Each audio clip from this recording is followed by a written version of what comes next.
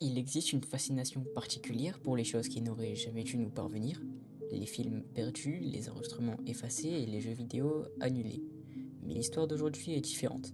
On ne parle pas d'un projet abandonné pour des raisons financières, on parle d'une œuvre qui semble avoir absorbé la tragédie de son créateur jusqu'à en devenir méconnaissable. Le 5 octobre 2020, une vidéo apparaît sur la chaîne d'Adam Butcher. Elle s'intitule What Happened to Crow 64. En 15 minutes, elle nous présente les vestiges d'un jeu Nintendo 64 nommé Catastrophe Crow. Mais derrière les couleurs pastel et les polygones de 1996 se cache une spirale de deuil, de culpabilité et une tentative désespérée de vaincre la mort par le code. Le joueur incarne un corbeau à l'aile bandée nommé Mr. Crow. Dans la première vidéo, le jeu débute dans une zone appelée Ground, un espace central menant à un bâtiment nommé Work, à l'intérieur des ordinateurs servant de portail permettant d'accéder à différents niveaux. Le premier portail mène à Toyland. À première vue, le niveau semble inoffensif, mais un détail attire l'attention. Sous la map, une route invisible. En descendant, toute musique disparaît, remplacée par un bruit sourd qui peut faire penser au vent.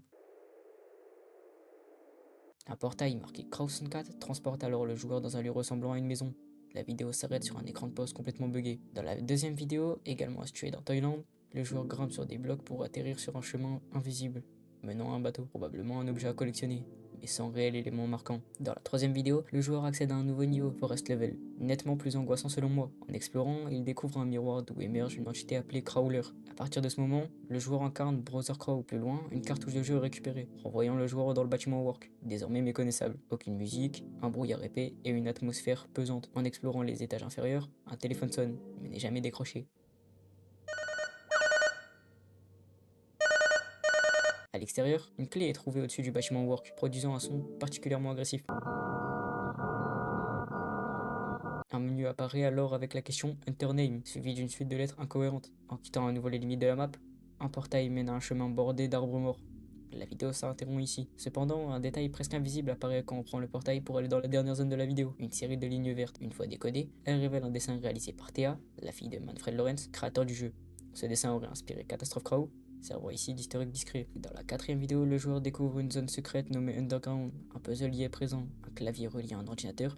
En marchant sur les touches, une suite de lettres est produite, traduite par s'il vous plaît, pardonnez-moi tous les deux. Cette énigme utilise le Crow Language, où chaque lettre correspond à un son précis. Deux éléments sont annotés. Une minuterie de 10 minutes se déclenche sans aucune explication. Et la vidéo présente une forte distorsion VHS, suggérant qu'il s'agit de la plus vieille vidéo connue à ce jour. Dans la cinquième vidéo, un nouveau message apparaît après une interaction avec une chaise vide dans le bâtiment Work. Traduit par I dreamed of you playing this one day. J'ai rêvé que tu joues à ça un jour. Plus tard, dans une zone pas encore explorée du niveau Forest Level, un pont forme un nouveau message codé, signifiant But you never will, mais tu ne le feras jamais. Ce message laisse entendre que le jeu était destiné à sa fille, mais qu'elle ne pourra jamais y jouer. En retournant devant le miroir, le crawler réapparaît. Le jeu semble buggé, affichant des images sans signification apparente, avant que le joueur ne redevienne Brother Crow. Peu après, une entité nommée Father Crow prononce ces mots.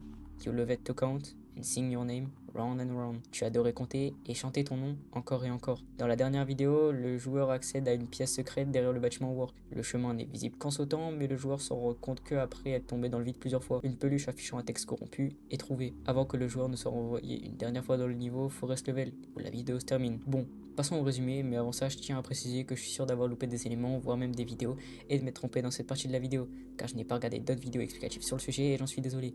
J'ai essayé de tout comprendre moi-même et donc la vidéo peut être extrêmement différente d'autres vidéos sur le sujet.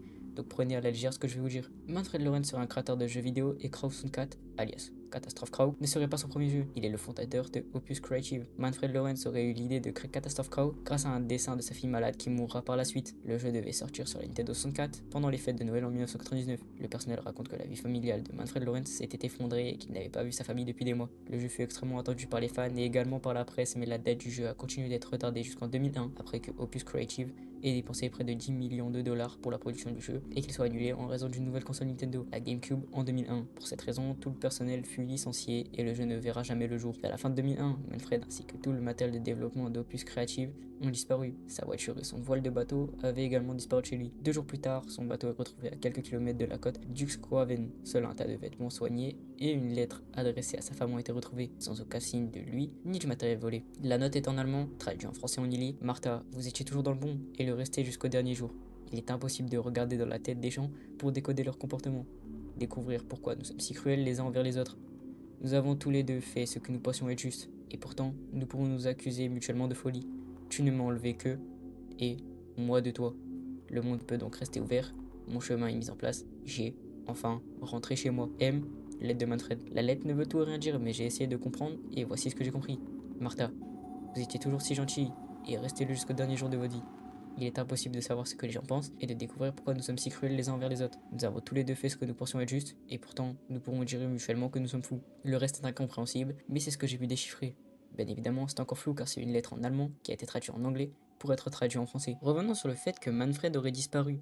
Des théories disent qu'il aurait pris son bateau pour aller en mer, puis sauter du bateau et se suicider. Et ça serait probable à cause de la lettre de suicide et le fait qu'il ait disparu. Mais il y a un truc qui cloche. Un email a été retrouvé connecté à des vidéos sur Catastrophe Crow. L'expéditeur a signé ses emails avec les initiales M et L, les mêmes initiales que Manfred Lorentz. Ça suggère qu'il est toujours en vie et conscient de Catastrophe Crow. Malheureusement, son email n'est plus actif. Je me suis énormément aidé du wiki de Catastrophe Crow pour réaliser cette vidéo. Le lien est en description si vous voulez y aller faire un tour. J'ai pris énormément de temps à réaliser le script et à analyser la plupart des vidéos qu'on a vues aujourd'hui. Alors n'hésitez pas à vous abonner et à booster la vidéo si vous regardez sur votre téléphone. Ça me ferait super plaisir. Prenez soin de vos proches. C'était Xeon.